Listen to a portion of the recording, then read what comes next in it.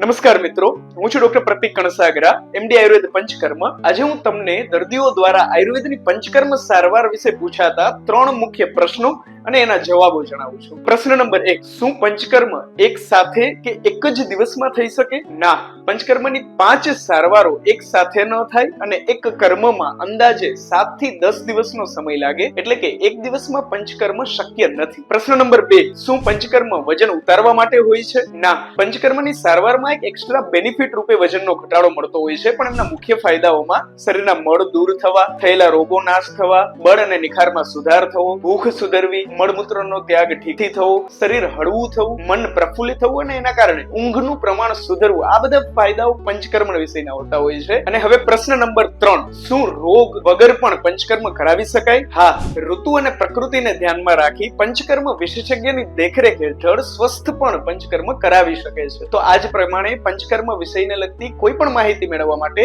આજે જ સ્ક્રીનના નંબર ઉપર અમારી ટીમનો સંપર્ક કરો.